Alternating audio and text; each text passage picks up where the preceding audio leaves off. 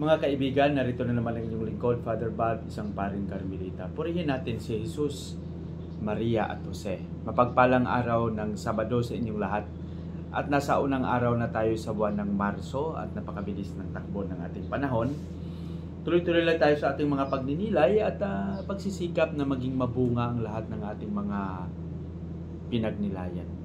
Sa araw na ito, pakinggan natin ng mabuti kung ano yung napakagandang mensahe na gustong ipaabot sa atin ng ating mga pagbasa.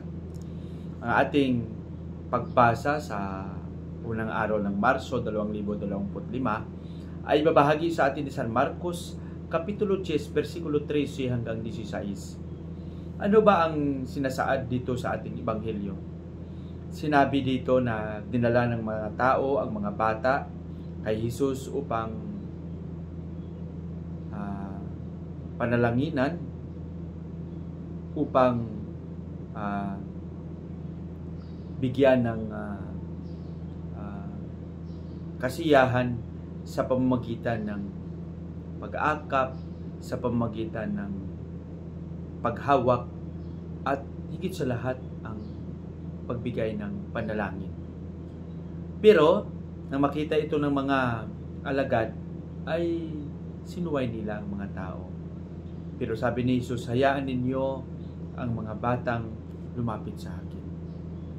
Mga kaibigan, ito yung kultura ng mga Hudyo na parang lumalabas din sa ating kultura na pag may mga matatandang nag-uusap ay hindi natin hinahayaan ng mga bata na lumapit. Kasi iniisip natin na magulo o wala silang alam. Pero dito binuksan ni Jesus at pinamulat ni Jesus sa nakakarami na huwag silang pigilan.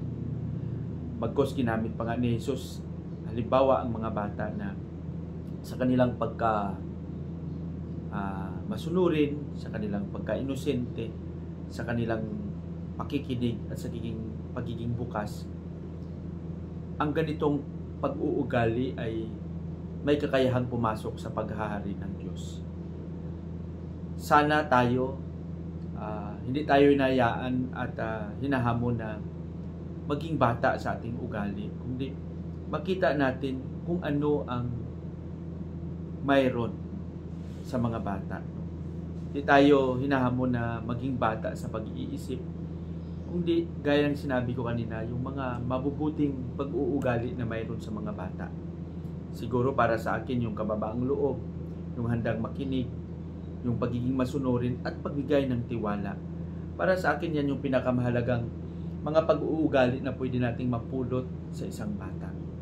Upang sa gayon ay maging tapat tayo at maging mabuti sa pagpapahayag ng paghahari ng Diyos sa bawat isa. Pagpalain nawa tayo ng Panginoon sa ating panalangin sa ngalan ng Ama, ng Anak at ng Espiritu Santo. Panginoong Hesus, aming tagapagligtas, maraming salamat sa patuloy mong pagsusubaybay sa amin.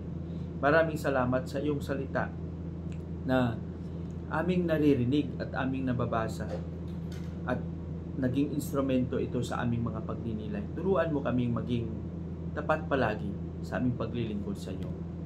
Amen.